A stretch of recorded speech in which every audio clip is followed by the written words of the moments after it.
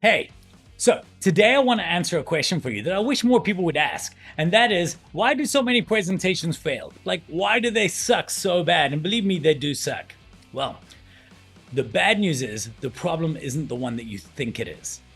The good news is the solution is way easier than you think it is. And that's what we're going to get into today. So stick around.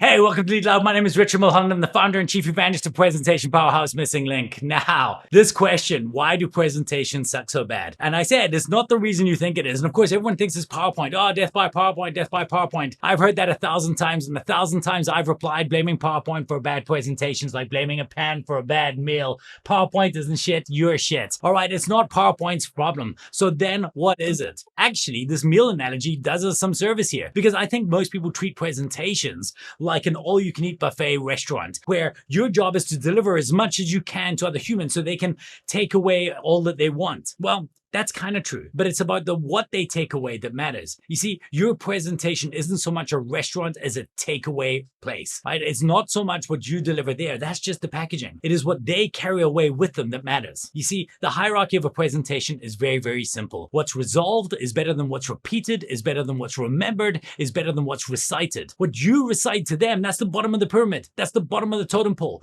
As you go higher, as they remember it, you're in better shape. When they repeat it to other people, you're in great shape. But when something gets resolved, when the action you want them to take actually gets taken, that's when you win. That's when you know your talk has been a success. Doesn't matter how much they loved it, the applause, the claps, the cheering. That's not what you're in business for. You're in business for the other humans taking the action that you need them to take. Remember, a presentation is about delivering a message to achieve a result. That's what we have to do. So how do we get that right? Well, the first thing we have to do is look at our content. Howard Mann has a great book called Fewer Better, and he says we have to have fewer better ideas. And I think we have to deliver fewer better messages when we're doing a presentation. So that's the core idea. How do we do that? Well, and why should we do that? Well, I want you to imagine I throw a ball at you. You might have a chance of catching it. Great. But if I'm juggling 3 balls and I throw 3 balls at you, that's a whole lot harder. You might grab 1 or 2 of them and 1 falls away. We're not so bad off. But if I'm juggling 6 balls, I think that was 6. If I'm juggling 6 balls at you, then all of a sudden you're just going to grab the first 2 that you can grab, and then the other 4 are going to go away. Now, the problem is the human brain is wired to remember the things that are easiest for them to remember, not the things that are the most important that they don't forget. So that's what we got to shift. There's a great book by Brand Pindivich.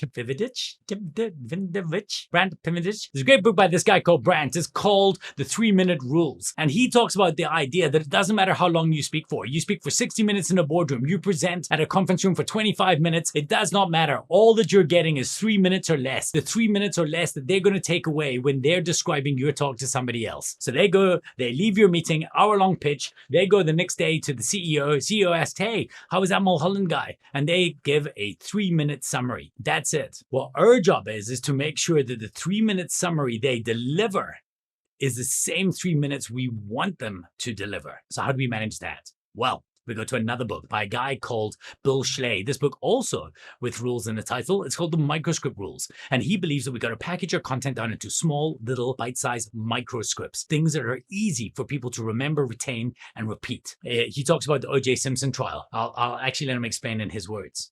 The people that are old enough in this room, like me, remember the O.J. trial. Remember Johnny Cochran? Johnny Cochran, there were 10 billion bits of evidence presented by the prosecution over about 9 months. And Johnny Cochran said, well, you can remember those 10 million bits of evidence or just one thing. He said O.J. was framed by the cops. And then he gave him a little script that made it really easy to remember that. He said, if the glove... Yeah, see, this is the responsive reading part of it.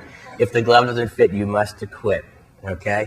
That little word package could be repeated by anyone, and it was. We still remember it 20 years later. So, if the glove don't fit, you must acquit. The glove didn't fit, they did acquit. All that information brought down into one thing that they remembered that they took away. And that's what you have to do with your message. You got to package it nicely, right? That you got to wrap that message up in the easiest way possible for them to take home with them. And that wrapping is rhyme. That rapping is rhyme. For shizzle. Right? That rapping is rhyme. What rhymes is remembered. If you can create something with some alliteration or some assonance or just a way or just even rhyming at the beginning or the end, human beings are more likely to remember it. I have a dream. I have a dream. Repeat, repeat, repeat. And so we've got to get that right. If it repeats and if it rhymes, it is remembered. You see that alliteration? It sounds like it was a well-crafted sandwich.